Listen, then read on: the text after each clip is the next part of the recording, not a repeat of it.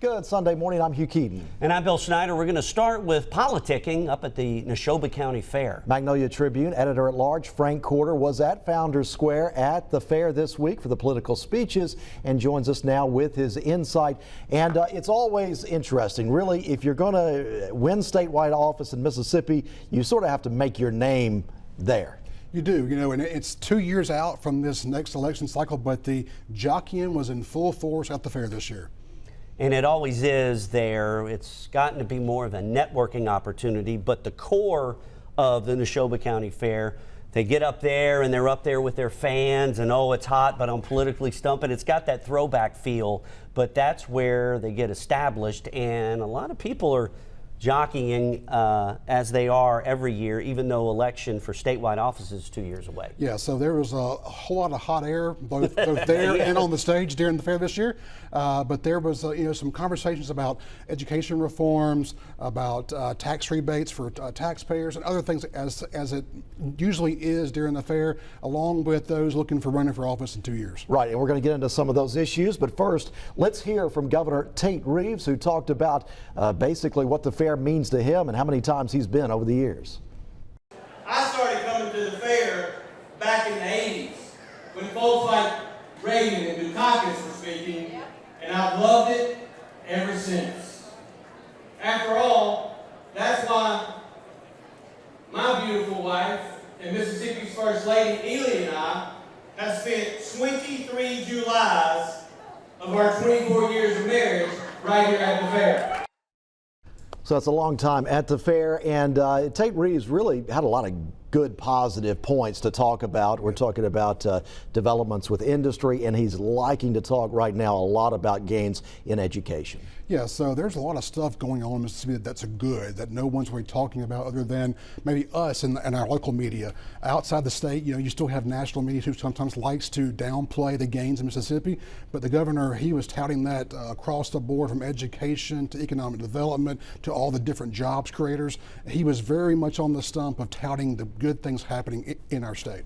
Yeah, especially with all the business coming in, some of the new things setting up. Got that cyber center down here, a lot of industry in the northern part of the state. So it's been 30, 40 years since Kirk Fordyce started this. When he was governor, positive Mississippi spoken here, Yep. But yet we still get a lot of the negative stuff from outside the state. But the proof is in the pudding, as they say, with the economic numbers. Tons of gains in jobs and economy and just in the industrial growth in our state. And I think, Tate Reeves will go down the next 2 years as probably the economic development governor.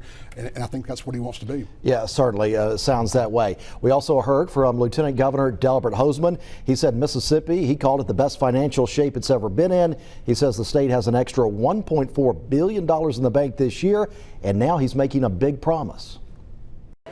This year, you know what we need to do? We need to get the money back. This year, that's right, this year we're going to announce a $316 billion tax rebate where we pay your money back to you, the citizens.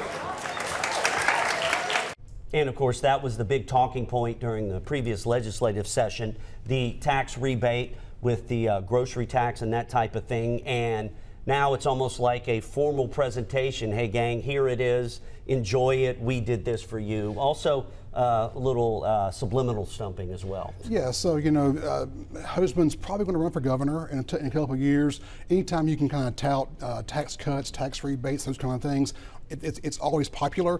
But what he's talking about really is kind of rolling back some of the surpluses that the state has seen over the past couple of years, and in returning those funds back to taxpayers. Okay, so we're talking about tax cuts, tax rebates now. Can the state handle? You've got to make money. You've got to bring in money from somewhere at some point. And that's true, but we have about $1 billion in tax surpluses over the past few years, and I think what Hosemann is saying is we have the room now to kind of put that back into your hands. Okay, and certainly a good message for the taxpayers to not have to pay money and even maybe get some money back here going forward. Also, Speaker of the House Jason White, we saw at times this legislative session, Jason White, Delbert Hosemann, the Senate and the House were at odds, but their message were pretty similar this time around here at the fair. We heard from Speaker Jason White. He praised House members for passing tax reform this year, and he looked ahead next year, and he basically told us what his top priority was going to be. And this year, their bold vote on House Bill 1 to build up Mississippi and reform our tax code and do so many things for our state that were long overdue. And upon this next session, I will urge them to have that same tenacity and forward-type thinking in their support for real Mississippi education freedom. Education freedom, school choice. Tate Reeves also talked a lot about it. Yep. Is it going to be possible, and what does it all mean?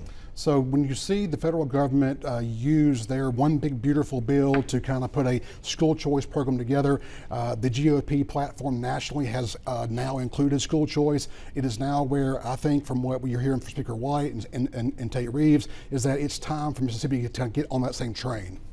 And also, we heard from State Ag Commissioner Andy Gibson, and he's going straight into it. He's already announced he's running for governor, and he talked about why he'd be the right fit for Mississippi.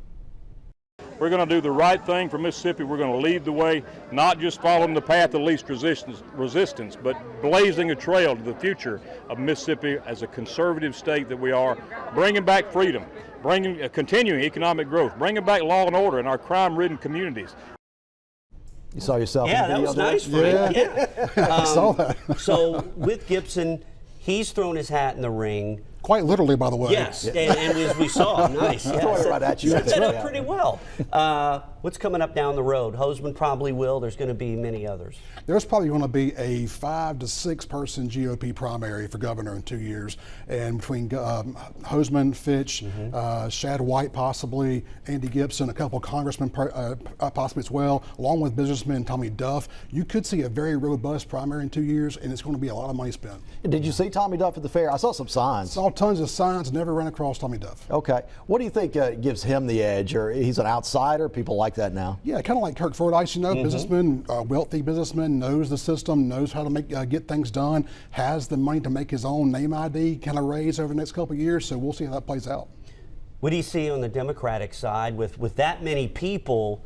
Might have a chance for somebody to sneak in a candidate and, hey, they're all at odds, you know, that kind of thing? It seems like Brandon Presley, the former nominee, is still out there trying to make his way into that race next time. So right now I would say Brandon Presley is probably your odds-on favorite. One to look out for. We still, this is all 2 years away. Yeah. Oh, yeah. But we're already talking about it. We could be talking to another gubernatorial candidate here for all we know. One of you guys.